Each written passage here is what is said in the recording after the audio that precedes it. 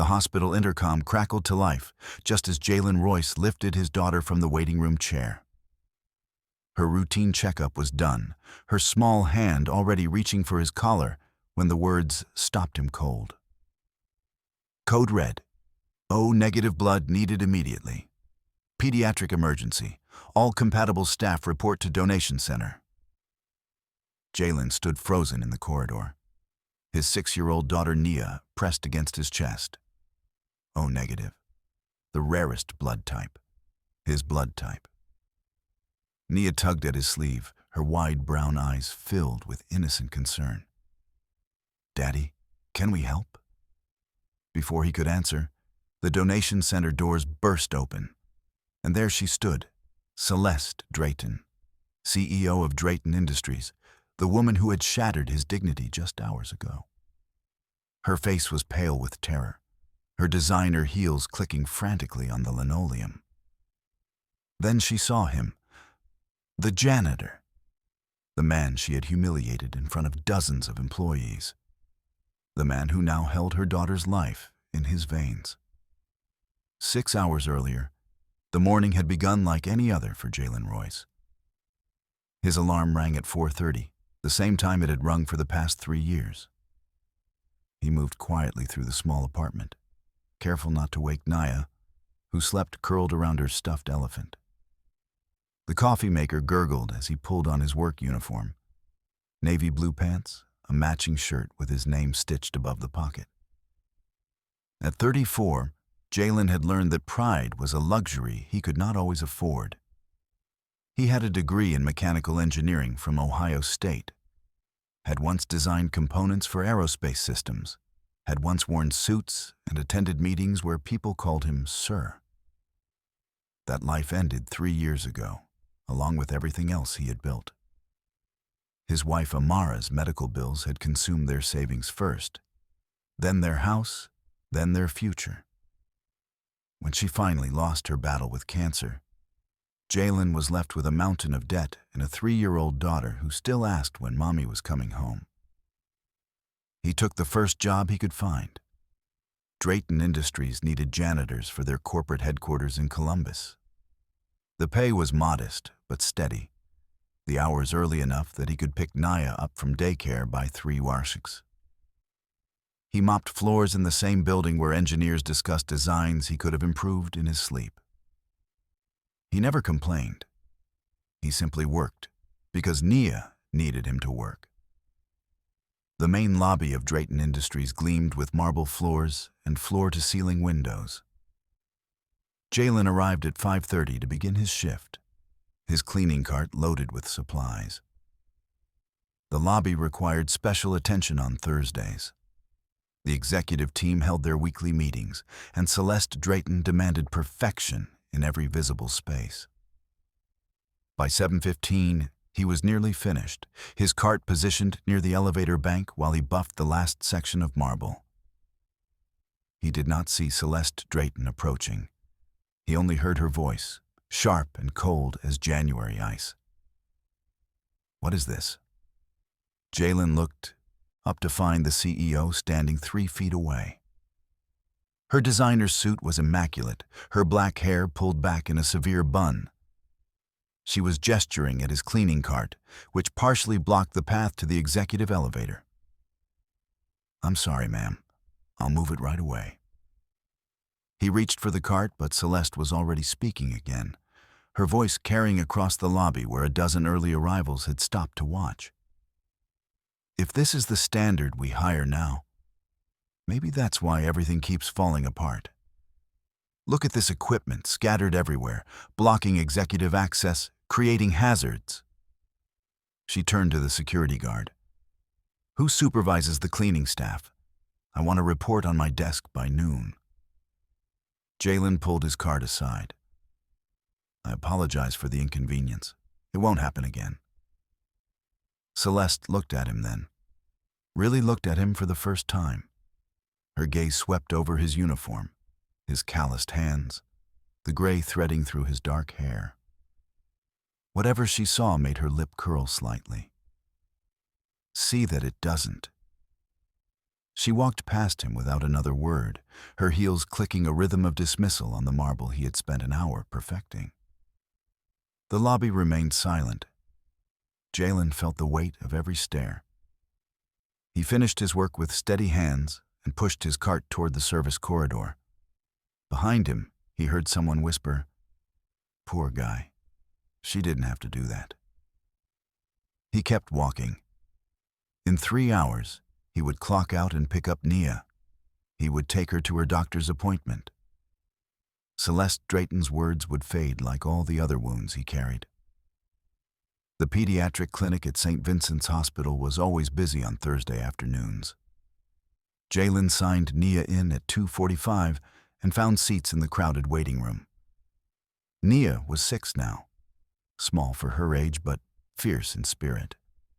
She had her mother's brown eyes and her father's stubborn chin, and she faced her monthly checkups with quiet courage. The appointments were routine, monitoring the mild heart murmur detected at birth, ensuring it had not worsened. So far, Nia had been lucky. The murmur remained stable. They were passing the emergency entrance when the commotion began. A gurney burst through the double doors, surrounded by paramedics shouting instructions. Jalen pressed Nia against the wall to let them pass. A small form on the stretcher. Oxygen mask over a pale face. Monitors beeping warnings. Female, age 7. One paramedic called out. Acute abdominal hemorrhage. Vitals dropping. Mother en route. The gurney disappeared around the corner. "Daddy?" Nia's voice was small. "Is that little girl okay?" "The doctors are helping her, sweetheart. That's what doctors do." 20 minutes later, Jalen was carrying Nia back through the corridors when he heard the scream. He rounded the corner to find chaos. A wheelchair lay overturned. A nurse was on her knees, shouting for help.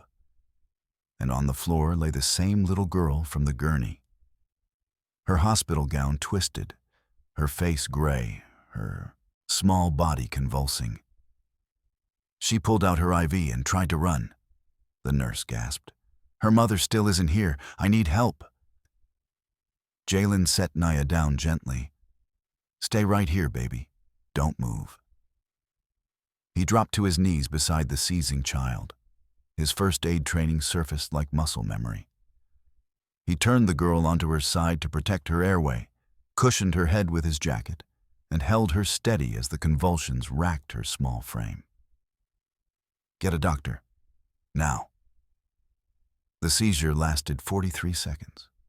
When it finally stopped, the girl's eyes fluttered open, brown, wide with terror, filled with tears. Her small hand found his wrist and gripped it. "Please," she whispered. "Don't let me die.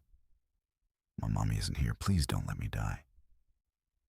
Something cracked open in Jalen's chest. He thought of Amara dying in a hospital bed while he held her hand and made promises he couldn't keep. "You're not going to die," he said firmly. "I'm right here." The medical team arrived seconds later, lifting the girl onto a fresh gurney. Jalen stepped back, his hands trembling now that the crisis had passed. Nia ran to him and wrapped her arms around his legs. "You helped her, Daddy. You saved her." Jalen held his daughter close. Somewhere in the distance, he heard a woman's voice, high and frantic, demanding to know where her daughter was.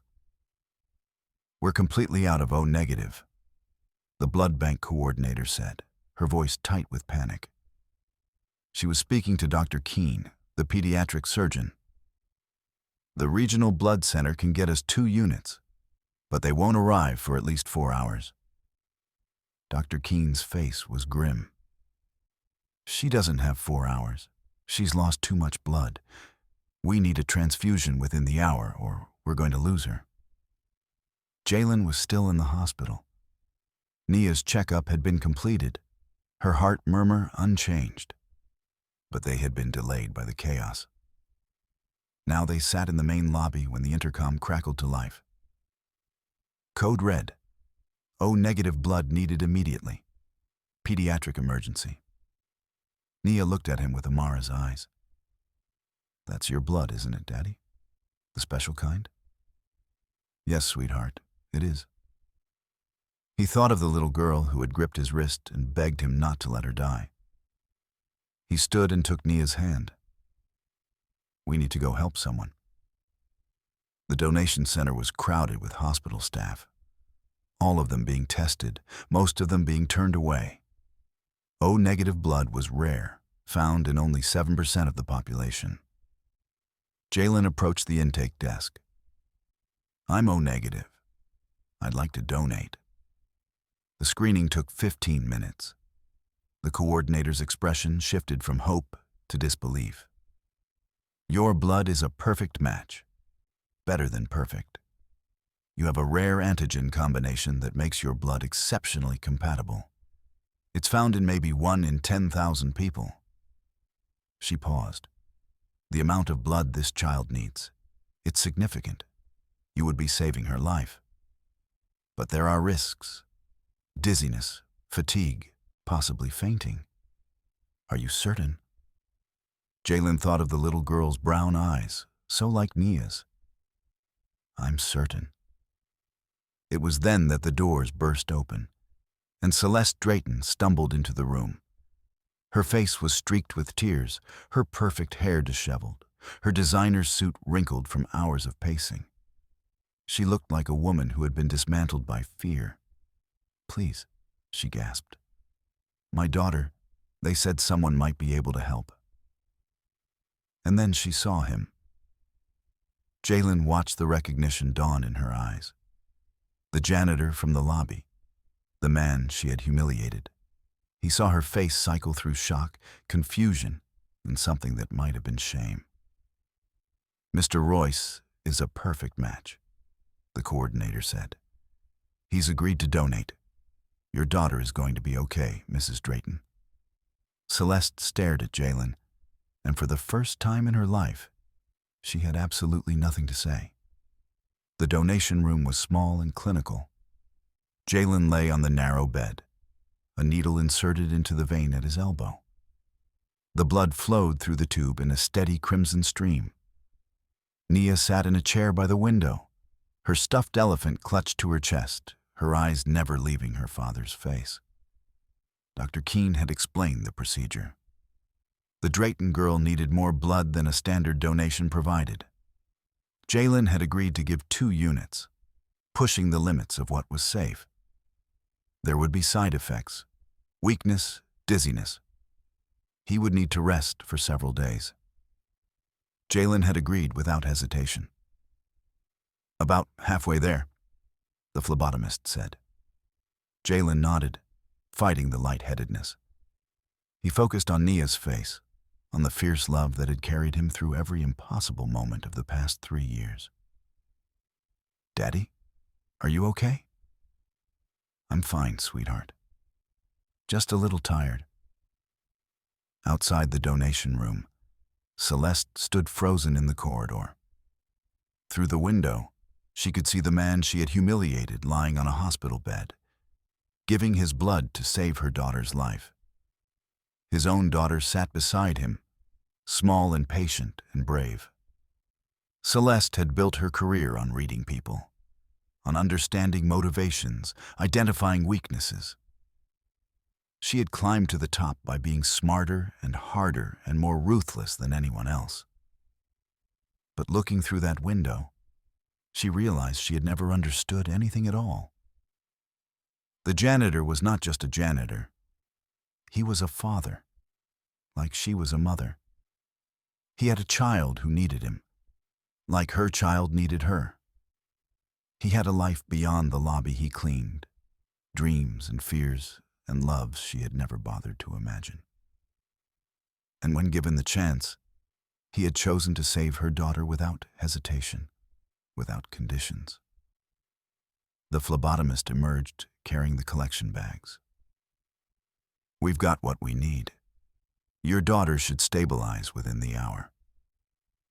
Celeste watched through the window as Jalen slowly sat up, swaying slightly, accepting juice from the nurse. She watched his daughter wrap her small arms around his neck. And Celeste Drayton, CEO of a billion-dollar company, felt something she had not felt in years. Shame. Deep, burning, inescapable shame. The transfusion took 45 minutes. Celeste watched through the window as the blood Jalen had given flowed into Harper's small body. The monitors showed her vital signs stabilizing. Blood pressure rising, oxygen levels returning to normal. The gray pallor faded from her cheeks. Dr. Keene emerged at 7:15. She's stable. The transfusion was successful. She'll need surgery tomorrow to repair the damage, but her prognosis is excellent. Celeste entered the room slowly. Harper lay in the hospital bed, looking impossibly small, but her breathing was steady. Celeste took her daughter's hand. "I almost lost you," she whispered. At 8:00, a nurse appeared in the doorway. "Mrs. Drayton, the man who donated blood, he's being discharged. He's in the lobby with his daughter." Celeste stood immediately. "I should tell you something first," the nurse said. "Mr. Royce works at Drayton Industries. He's on the cleaning staff. But before that, he was an engineer. A good one. He gave it all up when his wife got sick. Spent everything trying to save her, then took whatever job he could find after she passed." Celeste felt the words like physical blows. His daughter has a heart condition. He works 2 jobs to keep up with the medical bills, no insurance. But he never misses an appointment. Celeste thought of the contempt in her voice that morning, the dismissal in her eyes. She had looked at a hero and seen only a janitor. "Thank you for telling me." She walked out on unsteady legs, heading for the lobby. She did not know what she would say, but she knew she had to try. The hospital lobby was nearly empty at 8:30. Jalen sat on a bench near the exit, Nia asleep in his lap. The donation had taken more out of him than expected. His head ached, his limbs felt heavy, but Nia was warm against his chest, and Harper Drayton was alive. He heard the footsteps before he saw her. The click of heels on linoleum, hesitant now instead of commanding. Celeste stood 10 feet away, her face uncertain. "Mr. Royce, please, may I apologize?" Jalen looked at her for a long moment. He thought of Amara, who had taught him that kindness was not weakness, that forgiveness was not surrender. "You don't need to apologize. I did what anyone would do." "No." Celeste stepped closer, her voice cracking. "Not anyone. I wouldn't have. If our positions were reversed, if you had humiliated me the way I humiliated you, I don't know if I would have helped." She swallowed hard. "You saved my daughter's life. After everything I said, why?" Jalen considered the question. "Because she's a child. Because she was scared and her mother wasn't there. Because I could help." He shifted Nia in his arms. "My daughter's tired. I need to get her home. Please, let me arrange a car for you. A proper car with a car seat. Let me do something." Jalen looked at her outstretched hand, at the desperation in her eyes. He thought of how easy it would be to walk away, to let her sit with her guilt. But that was not who he was. That was not who Amara had loved. A car would be appreciated. "Thank you." When it arrived, Celeste walked them out herself, watching as Jalen settled Nia into the car seat. "Mr. Royce," she said as he reached for the door, "I hurt you today. I judged you without knowing anything about you. I'm sorry. Truly sorry." Jalen met her eyes. He saw shame there, and regret, and something that might have been the beginning of change. He did not offer forgiveness. That was not his to give. Not yet. But he offered something else. "Thank you for the car. I hope your daughter recovers well." He closed the door, and the car pulled away. leaving Celeste standing alone on the hospital steps. The board meeting was scheduled for 9 Friday morning. Celeste had been dreading it since she received the emergency summons. She knew what they would say. She had abandoned a critical investor presentation. She had put her personal life ahead of company interests. The boardroom was full when she arrived. 8 faces, none friendly. Grant Mercer, the chairman, sat at the head. Your departure yesterday caused significant concern among our investors. Questions were raised about your commitment. Celeste listened without interrupting. My daughter almost died yesterday, she said quietly. She needed emergency surgery and a blood transfusion from a rare donor. I left because I was told she might not survive. The room fell silent. Grant cleared his throat. We understand, Celeste, but this company employs over 4,000 people. Their livelihoods depend on stable leadership. I know, and I've spent 15 years proving I can do that. I've sacrificed birthdays and recitals and school plays. I've given this company everything. She paused. Yesterday, a janitor saved my daughter's life, a man I had humiliated that very morning.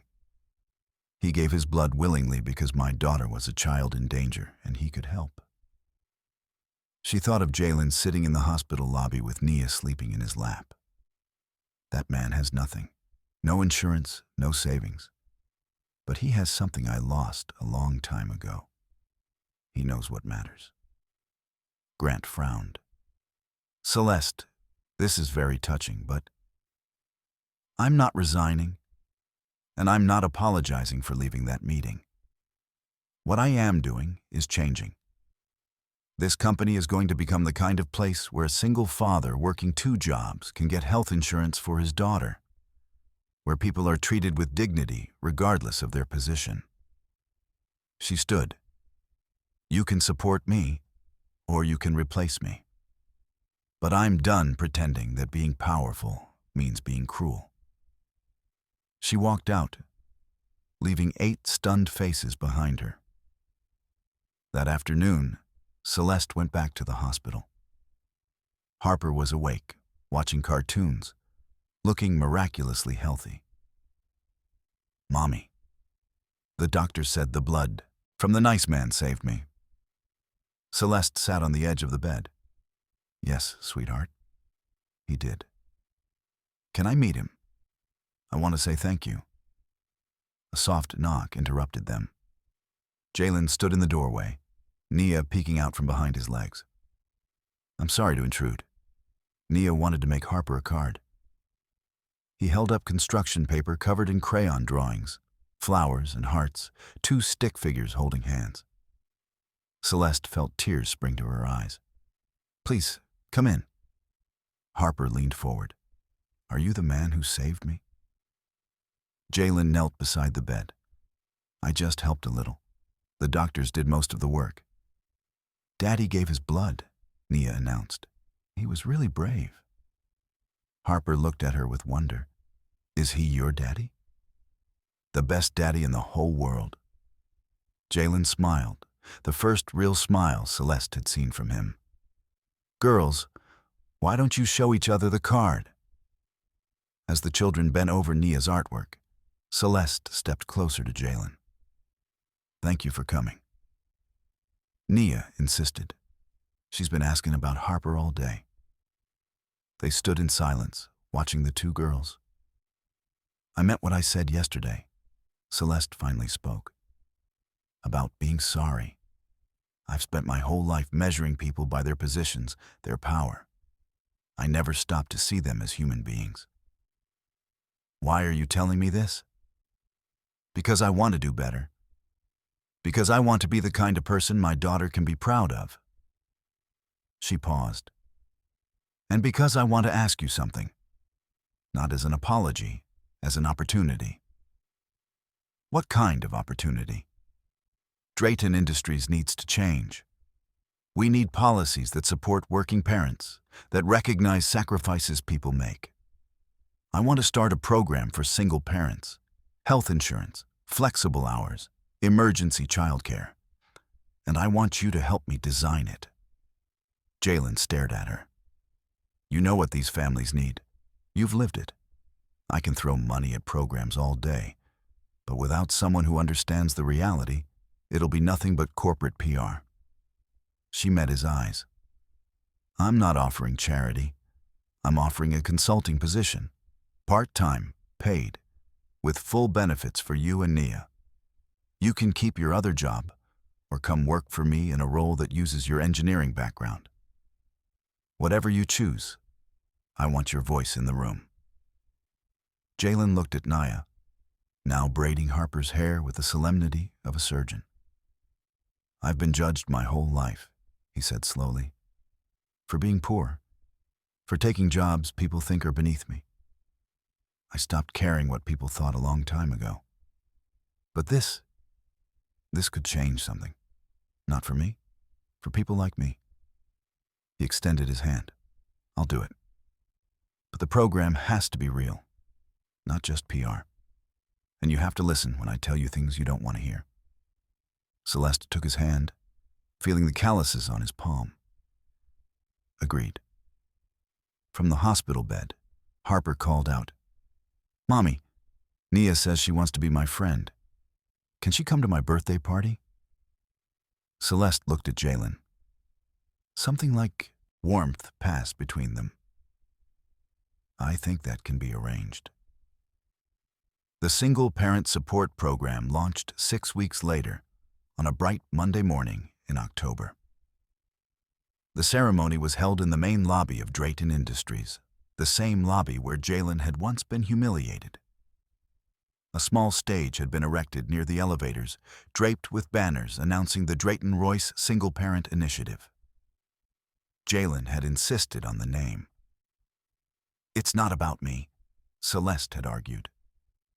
"It's about accountability," Jalen had replied. "When your name is on something, you can't walk away from it."